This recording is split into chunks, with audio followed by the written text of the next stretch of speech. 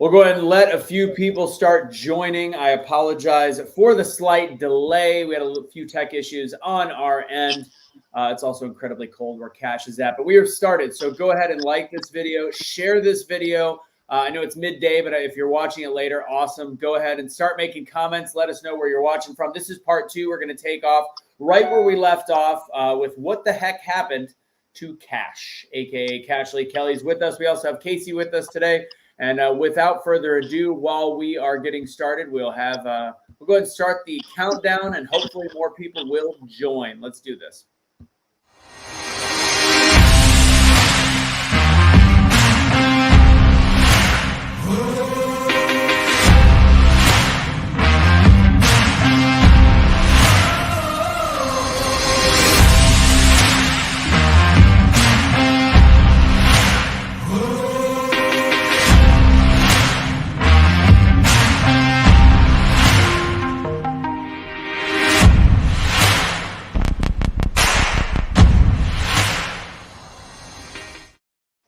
Kash, tell people to start sharing the video so we can get started. Hey, can you start sharing the video so we can get started? All right, ladies and gents, we got Casey, we've got myself, and of course, the Cashley Kelly. He is out. Let's see, I'm seeing we're having some trouble on Rumble, Casey. You got that? I'll go figure it out. Okay. Casey's going to work on Rumble. We didn't have the first one up. Well, I posted the first one up in Rumble a little bit after. But go ahead and start sharing this video out there, guys. Do me that favor. Before we get started, as we have a few more people jumping out, just to give you the heads up, the way this is going to go. If you didn't watch part 1, go back and watch it. You could watch it on Cash's YouTube. You could watch it on the Truth Will Set You Free Facebook. Truth Will Set You Free YouTube. If you want to help Kash get reset back up in his equipment so he doesn't look like, whatever he looks like right now, go to Help Kash. What? It's cold. Okay. Cool.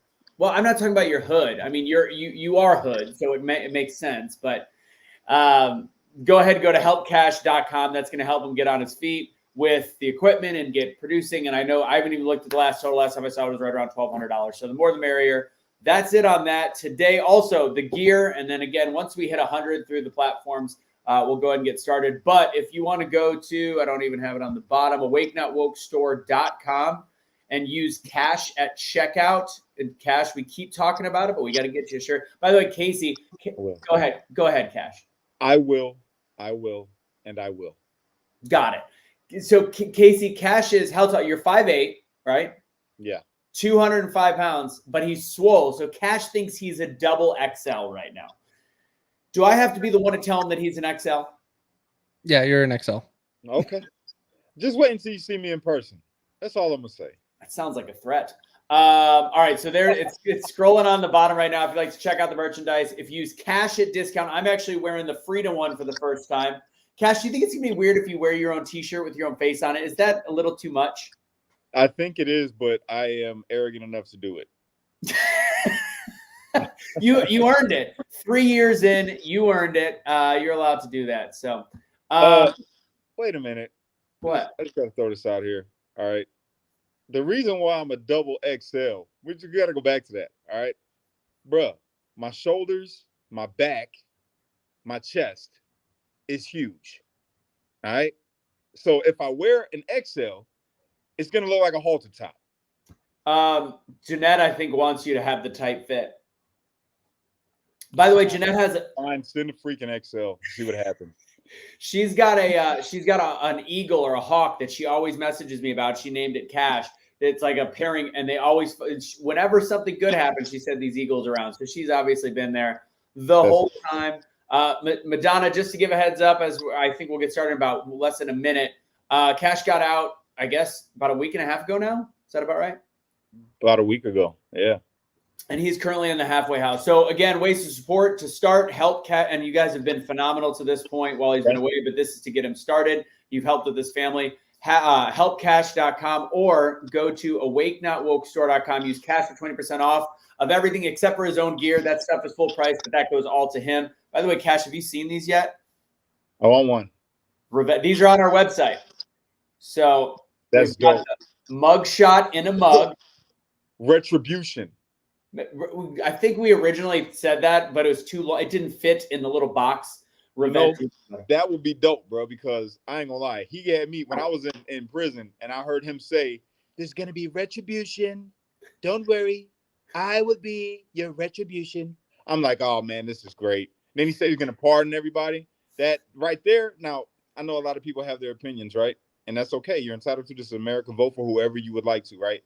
But the reason why, one of the main reasons why now that's added on to the other reasons of why, if I could still vote, I would vote for Trump, which I can't right now. But if I could, it would be that, because there's a lot of people, a lot of children riding on their fathers being released, not just from J6, but he did the First Step Act, which got a lot of guys out. I got out, and got time off of my sentence because of the First Step Act. So nonviolent criminals come out of prison and be able to be fathers. People like your Trump imitation. It's actually very good. You also do an Obama, don't you? What are you talking about? You do an Obama impersonation. I heard you did it with the best Trump impersonator. I found that video a little bit ago. He's actually blown up to be the #1 Trump impersonator. There's a couple other good guys, and you did an Obama with him. Yes, that was fun. Yeah, no more Obama. You retiring Obama, like we all should. Is that the deal? I just don't have it anymore. I gotta work on it. It's been a while. It's been a while. I've been out the loop. All right, here's what we got, guys. What we're gonna do is we're doing these in about 30-minute bits, 30 to 40-minute bits. We did part 1. We got up to the point where Kash and I got separated at the Capitol. And he did go in. We clarified the fact that he never broke any glass. He went in through a door, out through a window, to clarify for everybody wondering and listening. And then at that point, we went back to the hotel and we all agreed that we thought there was enough police until we watched again in retrospect. We're bringing Casey on at this point because this is where we started to communicate with Casey and other people. And he's going to provide the perspective of what was being watched at home compared to what we saw ourselves. So Kash, we left the Capitol, you got back. And then there was the photo that you posted that I apparently ran to your room on. So let's start from there. And then we'll get to the trial, hopefully today, and the original trial from years ago, and then we'll go from there. Yeah, posted the picture and shouldn't have posted that picture. That was horrible. Do you think it mattered, though? No, it didn't matter, but it still matters because, it was a great caption. I'm sorry. Whatever your opinion is about it, the caption was great because it was true. What was the picture? It was a picture of me standing with the statue like this. What was the caption? I'm not going to repeat it. I don't even remember what it was. I just remember Shelly. Today was a great day. I have never been more proud to be an American. Today was the day that we let them traitors know that we're not going to stand for this. Red, black, brown, yellow, white. Everybody came together to let these traitors. I said something. It was epic. It was epic, but things happen. I said that in the last one. I'm gonna say it again. Things happen, So if you remember, it was Chelly. Chelly texted me and she goes, "Get that photo off of his social media." And I didn't know how bad it was though, bro. That's part of it. When we got back in to the hotel and they have the news all on and everybody's standing around in the hotel watching the news, and I seen chaos. I'm like, oh no, oh God, I'm going to prison. That's what hit me. I'm like, yo, this is not good. I didn't know all of the other stuff was taking place. I didn't know they had a full-blown battle from Braveheart at the West Terrace. Like, that was crazy. Neither of us knew that. Huh? No, neither of us knew that, and we were both on the opposite side. And to us, we were shocked. I tell this all the time. I remember hearing a guy walk past me and literally say, "Today was the greatest day in the history of my life, except for the day my kid was born." I was like, that's how it was. The most, from our perspective, one of the most patriotic days you could possibly imagine. And that was even after we started getting like the little pelted and the flashbangs, which happened very close to us, which happened before on our end there was anything bad going on. I think they saw the opportunity. Bullet had tried to shop. The other side had already lost control. We didn't know that. And they were like, let's just unleash fury and know that we are severely understaffed. It was crazy, bro. It was crazy. Straight up. It was But crazy. so now going back to the picture, and I don't think the picture mattered per se. It didn't. Did you hear what the judge said? Go ahead. I have a different opinion, but go ahead. Okay, so I apologized to the judge. I'm like, hey, you know what? I shouldn't have got on the statue and took a picture, and I apologize for that. Right? Accountability. Yeah. He said, well, Mr. Kelly, it's not the picture of the statue that got me. What really disturbed me was how you proceeded to climb our nation's capital with a flag and then wave it as a sort of battle cry to rally the troops. I said, oh, he just painted a nasty picture of me. Because that's not what I was doing. Yeah. You know what I'm saying? That is not what I was doing. It was not a rally cry. It was like, I'm at the Capitol, America. You know what I'm saying? Yeah. So it was just like this dude lying on me, man. And it just, yeah. But I mean, I understand from his perspective. I can't even say that he was lying. He might have really felt like that from what was on black and white in front of him. You know I guarantee you he did. I think he did. That's just based off of, I mean, the way that they pumped a programming and narrative on our television screens. That's what was posted. Casey, you were watching at home real quick. Like, you know, you knew that we were there. You saw our footage, but you also saw the news footage. What did you think? Well, we all know what I think, but what I think is I still support a lot of what happened. Like, if people cause damage and those things, you deal with the consequences of your actions. So be it. But when the views that I were seeing, like the news was painting this as this chaos or this big mess on top of what Kash posted on Twitter today. They tried to paint this picture that was only a few hundred people. And watching you guys live that day when Trump was just talking, you could tell there was hundreds of thousands, potentially millions at that There point. was millions. It was at least 1.5 million people. I didn't share the one where it's got the picture of the people. The overhead. Where I was on the Capitol and I took a picture straight back all the way back to the Washington Monument, and the street was full, literally, Right. like all the way back, all the Capitol grounds, all the way around the building.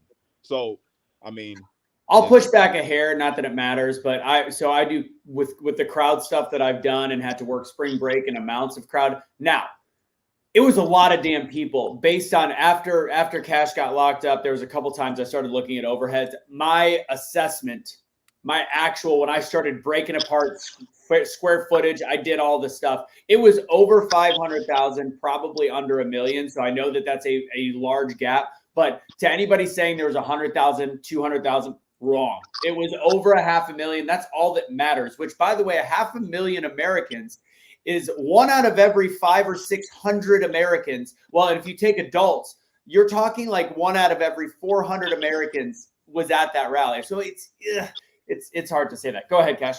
but did you account for the street all the way back to the Washington Monument of people still coming when we were leaving? I actually did it based off of how many people were on the lawn watching it, and then adding a certain number that would have came in after. So on the lawn, I believe it was around 500,000, 400, 500,000. That I agree with. Yeah, That and then adding some that taking that group of people and flowing again. Not a huge either way. It was a crap ton of people. Now I'm going to say one other thing, Kash, about the picture. I don't think the picture mattered in the grand scheme, but and this is what people are always like, I can't believe he got 3 years for going in the Capitol. That's not really the gist of the full story. I think he would not. I think he did and he didn't. It's a very complicated situation because he was tried twice for the same crime, which is bullshit.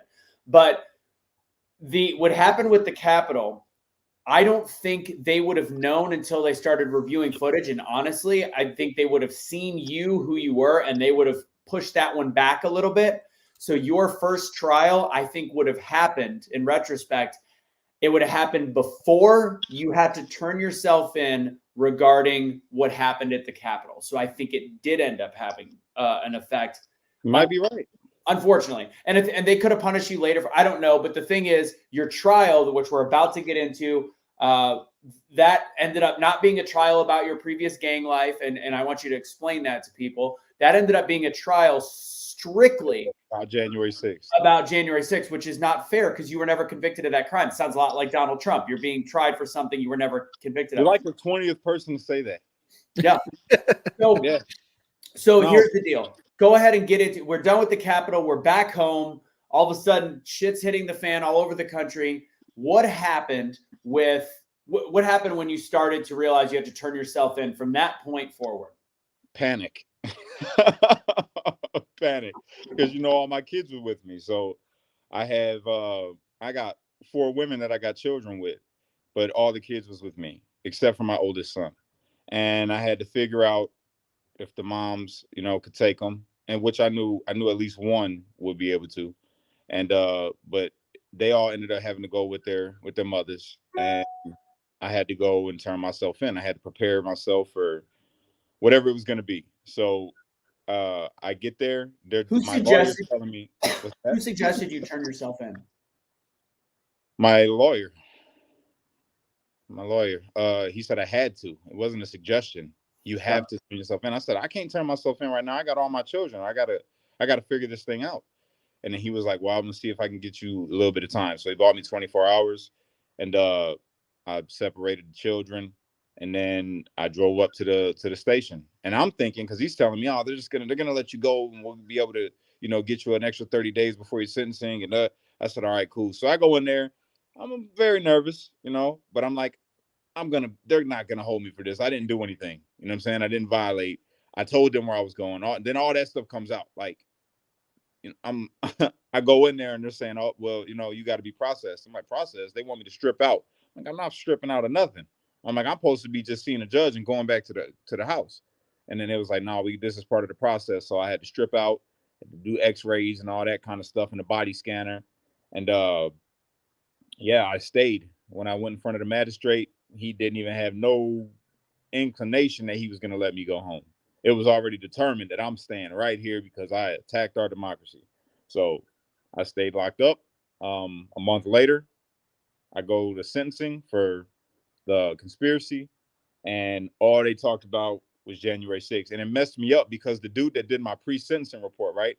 The first pre-sentencing report was not the one that they read in court. It fucked me up when I read that sentencing report. It hurt my pride. It hurt my feelings as a man, as a father, and as everything that I had built up, because they painted me out to be this monster. It was like Pablo Escobar selling all kind of cocaine and marijuana, and I was John Wayne with the pistols. And I'm like, none of this is true. None of this is accurate. First off, I've been out of the game, man, since I've been about 20, 21 years old. All right. At 23 years old, I became a Freemason and did community outreach all throughout the communities. You feel me? Yeah. And they painted this whole, they didn't say anything past the point of me being 12. At 12 years old, they put me down as a gang leader. Make that make sense. A gang leader of the Latin Kings. How did you do that?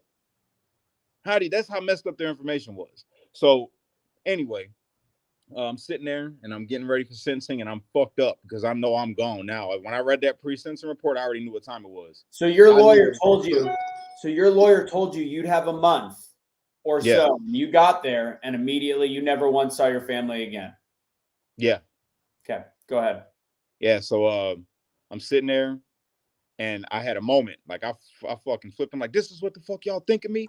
I'm like, this is what you portray me as? I looked over at the dude that wrote the pre-sentencing report, Sonny. By the way, he's the one that told me when he did my pre-sentencing report way prior to that. He goes, when he's listening to my story and I'm telling him my life, he goes, I just want to commend you. I say, well, thank you. He said, in all my years, I've got 30 years in doing this. Never have I heard a story of someone like you, someone who's been through so much in his life and faced so many different odds, still be an active father, still be a pillar in the community, still be somebody who's pushing positivity. You're an inspiration. And I just want to say that I commend you. I said, thank you. But here we are sitting in the courtroom way later, and you changed up everything and painted me out to be this monster. So yeah, I had a moment where I start cussing everybody out. I'm crying, I'm fucked up. And I knew what time it was. So when the judge came out, all January 6th. He's talking about. Let's stop there for real quick, because I want to go back, because there was some good and there was some bad, and then I think the judge was he was innocent. He was just going. The judge didn't do nothing wrong. I want to say that very loudly. The judge did me fairly with all the information that he had. He judged rightly. Right. So the prosecuting attorney was a street light. He had followed all of the stuff that you had done, and he was a great guy, and he was actually more instrumental in helping you than your own lawyer. So I want to give the stuff that we've said it, but it's been years. And this is when Casey started to get involved. Me and Erica were working together. And we said, do we want to have should we get letters together? What should we do? How many people should speak to the judge? Who should do all these different things? His lawyer, who I don't want Kash to say it or what, his lawyer was either bought and paid for or just a gigantic ignorant piece of shit. I have to say it. I'm sorry. And I don't want Kash to say it. I'm saying it. So that falls on me. So the lawyer recommended to Erica and I that nobody send a letter to the judge, but like 3 letters. We had 100 letters talking about how many people or how many lives were touched by Kash, what he did to help the community, what he did to help that people said they would have committed suicide without his voice during COVID. There were so many great letters that were written and he would not take them. Erica and I went behind his back. Erica and I went behind his back in order to get this to the judge, to which the judge brought up during the trial, which he said how hard it made it for him to do a sentencing because of how much those letters meant. And it showed how change of a man he was. What lawyer would not want that in there? Also, the lawyer instructed Erica, me, and Pastor. What's Pastor's name again? Pastor J. Pastor J. Sorry, I haven't talked to him like a year and a half. So requested that all of us keep our statements under 30 seconds or under a minute. He also said less. He would rather have just had Erica and maybe whatever it was. He said less. Each of those statements made a difference, even though Kash still got 4 years. They made a difference. And that lawyer specifically, the same one, by the way, that said he got him granted release to go to D.C. with me while I was on the phone with Kash on the opposite side of one of these. That same lawyer, I think to me should be somebody that once we get to this point, there should be legal charges pressed against his license. That's just my personal opinion. And then that's the whole story to that point. I don't want to put no case on him. For me, I'm just glad I'm free. Whatever he did, God got that. You know what I'm saying? I'm not worried about it. But I'll say this, man, like the people, remember what the judge said beyond them letters? How many letters came through the mail? Do you remember the number? Yeah, I don't remember the number, but there was more separate of the ones we put together. And it said it was like 14,000. 14,000 people in this country, bro, wrote letters for me. That touched me. But I already knew, like I say, I knew what time it was. I knew when it was all said and done, I'm not going home. Ain't no house arrest. I'm going to prison. I wasn't thinking 4 years. I was thinking maybe 2. Maybe at the most 3. When they gave me 4, oh man, that shit crushed me. Explain, Kash. Explain the charges. Explain what they were really based off of, and what the people that actually got RICO charges actually got. What they ended up getting sentenced to. Well, I wasn't charged with the RICO. I was charged with conspiracy. Correct. Right? And I'm the only one that was only charged with conspiracy for the simple fact of I had publicly and privately denounced my gang since I've been 21. I've been an advocate for kids against gangs in the community, worked with law enforcement, all of it. Worked with community organizers, worked with mayors, worked with councilmen. That's what I did. So they couldn't charge me with a RICO. The charge was a conspiracy to distribute narcotics, marijuana and cocaine, which I'll say this. I got a messed up past. And yes, I used to sell drugs when I was young, very young. Nothing like what they said. But where it was an injustice was I never did any of the things that they said I did.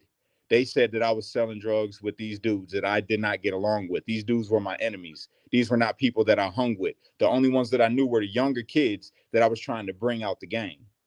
So because they seen me with these younger kids trying to influence them to leave, they got pictures of me. It looks like I'm over there hanging out with these dudes on some gang shit. But then the main thing that did it, rest in peace, Lauren Cavillo, when she passed away, and when Bobby, rest in peace, passed away, I was on the news. But if you look there, in the discovery, they got pictures of me that day when the shootings happened, when she passed away. Out there, I'm grabbing kids, I'm pulling people away from the scene. I ran over there when I heard the gunshots. And Lauren Cavillo will attest to that. I mean, I'm sorry, not Lauren Cavillo, her mother. Her mother will attest to that. I remember when you told me this story. Yeah, her mother did. Her mother wrote to the judge. Her mother spoke on my behalf. Like it helped, but it was just like they switched it. The optics of it looked like, oh, he's over there with these guys when the shootout's happening. When really I ran over there after the gunshots to help the kids get away. I brought them in front of my house. I was on WGN News. I was interviewed by Julian, whatever his name was, Julian Cruz from WGN News. This was all known, but on paper, it looks like, oh, he's a Latin king. He's out there hanging with Latin kings after a shooting happens, and all bad, all bad. But it bothers me, man. It really, when I started going back and thinking about it all, it really bothers me the way that I got did, because I didn't do those things. Yes, I did some things, but not what you're saying. And that's not justice. Justice is you get punished for the crime that you committed. I didn't commit the crime that they say that I committed. I didn't have a conspiracy with these dudes. I didn't agree to sell drugs with these dudes. I wasn't out here with none of them. But like my uncle told me, and I'll say this, I didn't get punished for the things that they said I did. I had to get punished for the things that I know that I did. So that's why I accept that. I accept the 48 months that I got. It bothered me that the way that I got it. You know what I mean? So really quick, when you went, when you were there, because what year was all of this stuff, that these charges that were brought up? What year was this from? I got indicted in 2017 or 18. 17. 17. And then, but when were the actual crimes from? Way back. Like 2010, correct? It went all the way back to when I was 12 years old. They had me down as a gang leader. So it was essentially all the way, and all the way to like 2000. All the way to 2000 to about 2010, and then COVID pushed back your sentencing a little bit. And to be clear, like, even though Kash got out of the gang, was he a perfect pillar of society? No, we're human beings, and he progressively got better. Because trust me, I've heard from people, like when we got close, I heard from people all in Kash's past, and what I love about all the things that I've discussed with Kash, as he has addressed all of these issues 1,000,000% with truth. And he is also and I will tell you, just talking to him the last couple of weeks now that he's been out, a different sense of patience, and even from when he was more and more changed. But fact is, he wasn't perfect. He was out of the gang. He was doing good things. He still had probably a little bit worse temper than he has now. He's been able to calm down, and he was imperfect, and he has made amends with almost everyone that is from the past that have been upset with him. So just to get to that point, and then last thing I'll ask about the previous case, because then the trial it happened about January 6th. What was the people that actually got the RICO that didn't plead guilty, that actually said not guilty and had to fight in court, which typically will get a bigger sentence? What did they get, Kash? Some people got the exact same sentence as me. Some people got more. There were some people that got like 12 years on to life. Like the dudes on the RICO, some of them got life, but majority of them got the same time that I got. Which is crazy for somebody that pled guilty, that had a perfect track record. What were they saying before the January 6th incident? What were they? I could possibly just do it on home confinement.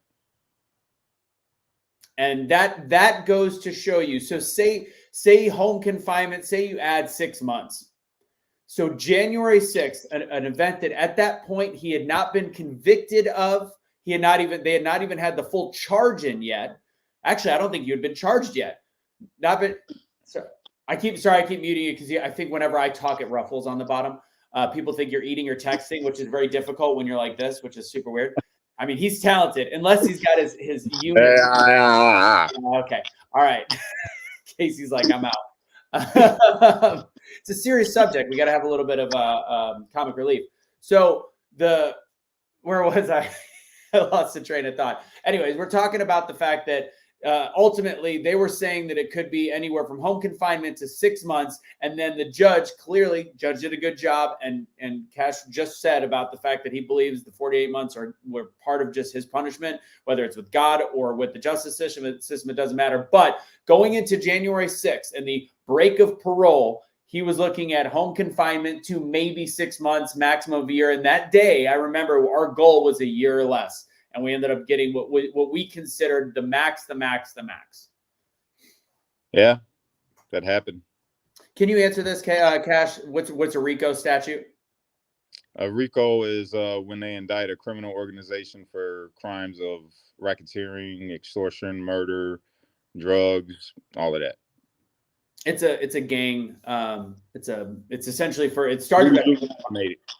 Yeah, it's originally they started with the mafia. It was when there was conspiring criminal organizations that are organized. Yeah, organized crime. Yeah. Okay, so next you go away for a month. We'll do about 8 more minutes of this, and then we'll go to the next one. So you went away. You first kind of take us through your jail stuff, and I'll interrupt with little stuff that was going on the outside. All right. Well, when I got locked up, I'm in there with all these different guys. We're talking, and I got to just know some of them. And at this point, I'm like, it's already done now. So now it's just getting street light gear. You know what I'm saying? That's it. Just get in motion and keep doing what I do while I'm locked up. At that point, I just accepted the fact that I'm here. So I started just talking to the guys in there, getting to know them. Some guys I bonded them out of jail because, you know, people had gave money for me being locked up. So I'm like, well, I can't use it now because I'm here. So I helped some people that I felt should be free.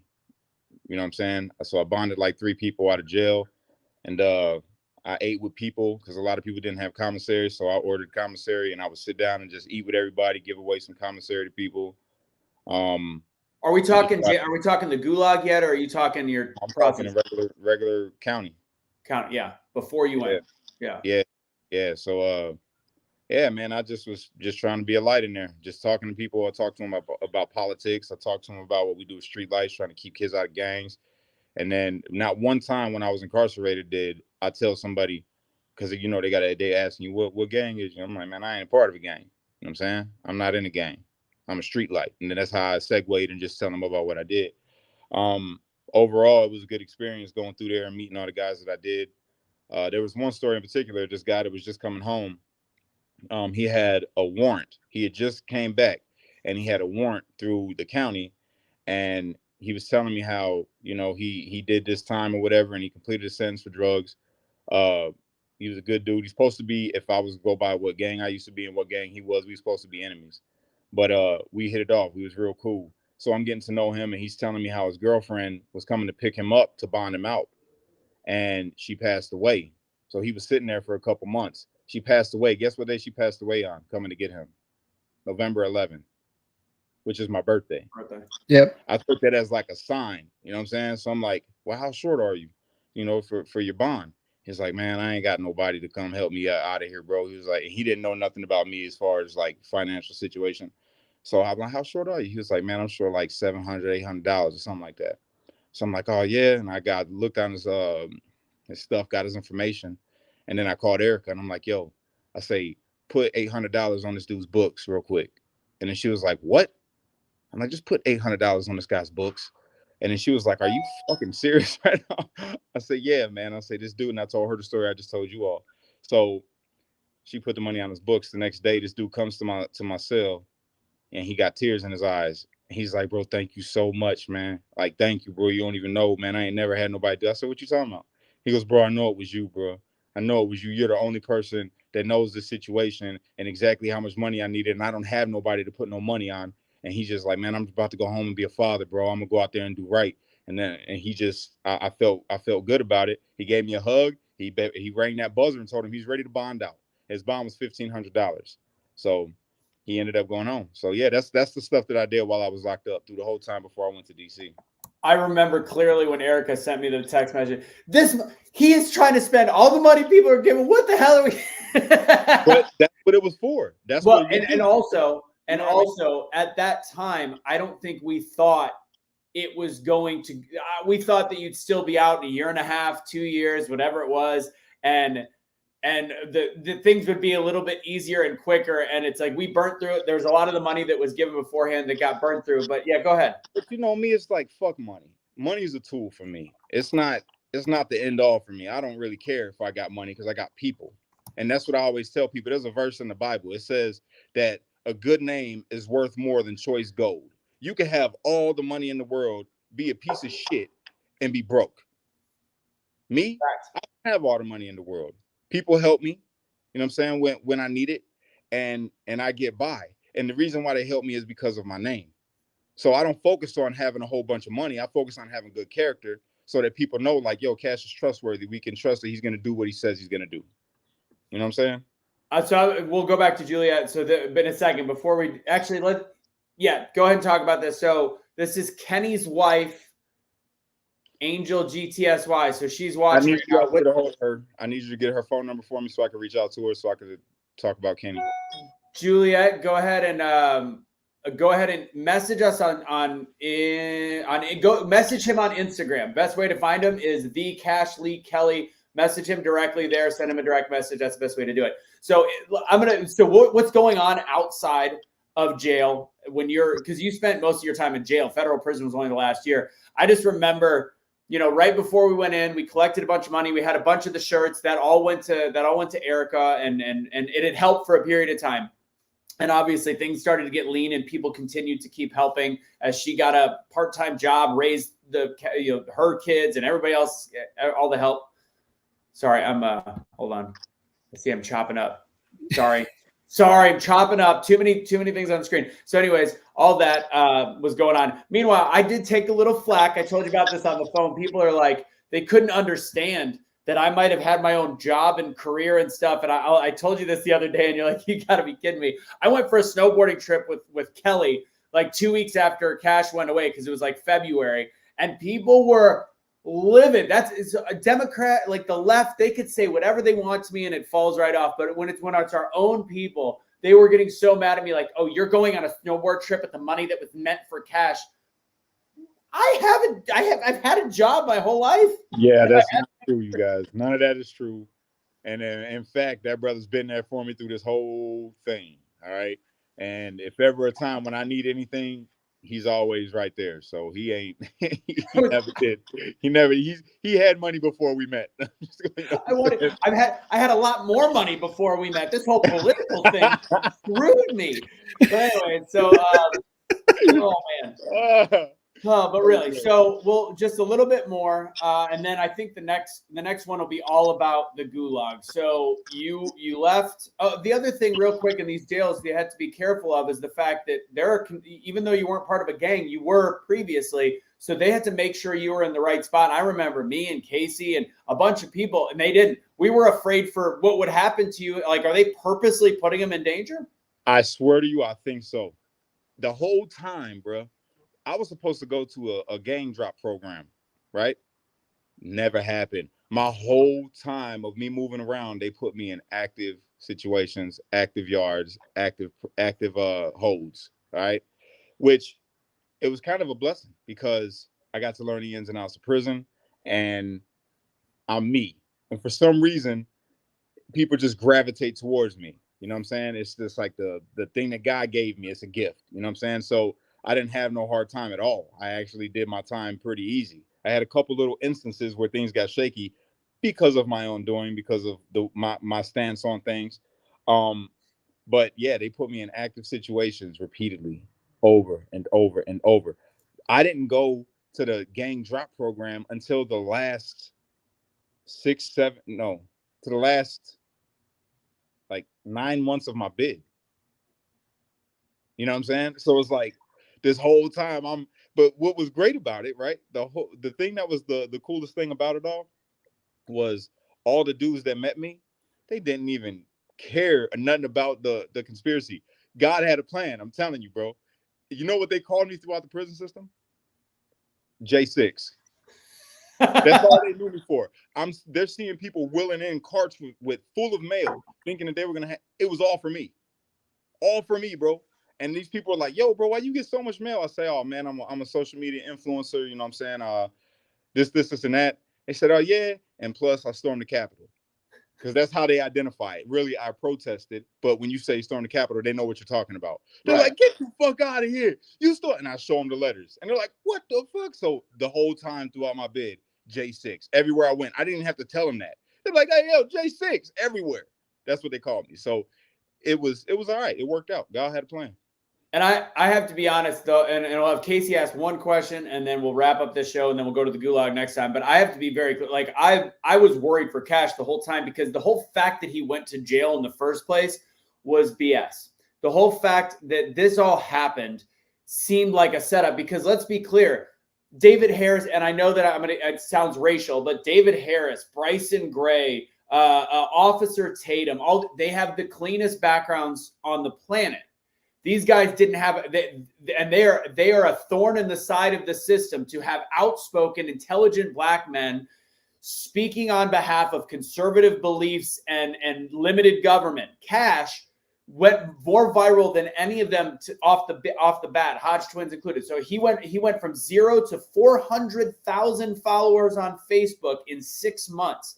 He was having thousands of people on his live. He had Facebook saying, you're not allowed to share lives, but somehow he still had 4,000 people at a time.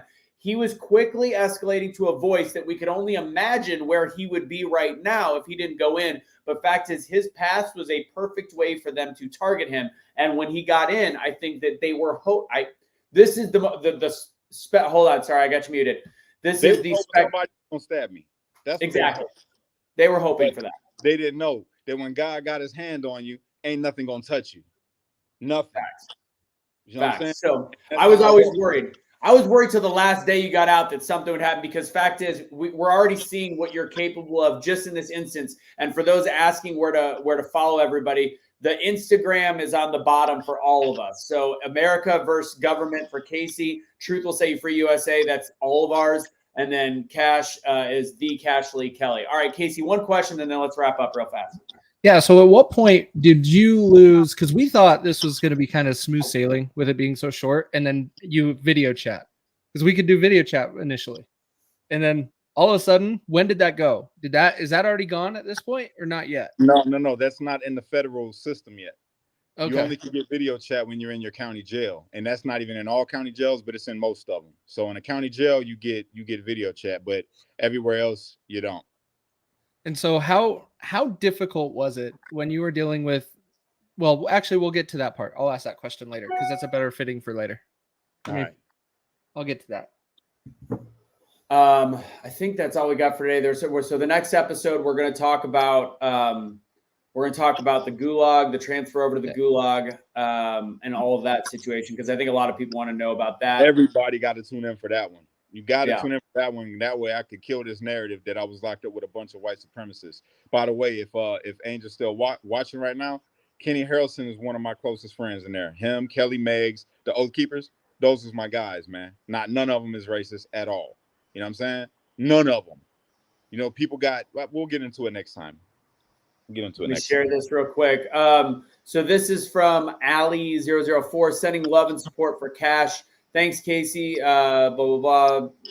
And being in his chat, help me find this channel. They have it buried. We'll be tuning in for part 3 and patiently wait for Kash to see the light on the Packers. So thank you for that. Just a heads up, guys. If you want to help, so that $19.99 is great. I appreciate it. Just so you know, YouTube does take a decent chunk. All that's going to go to Kash, so it's probably about 12 or 13 bucks left. If you want to give on Give, Send, Go, that if you go to helpcash.com or the bit.ly that we keep putting up, you can click on that. It's easy to type in helpcash.com. That's how we get started back on his feet with all the programming and the shows that we've got. So thank you for that. There's one other thing I was going to talk about right at the very end. I don't remember what it is. We'll talk about the gulag on the next episode. That'll be a lot of fun. Kash, take us out. Unite. Don't fight. Be a street light, because only you can be the change that you wish to see in the world. And when you get too stressed out, gotta remember to pray, America, because without God, everything falls apart. Woo! Yeah, brother. Casey, you know you can say the woo part with me. I can.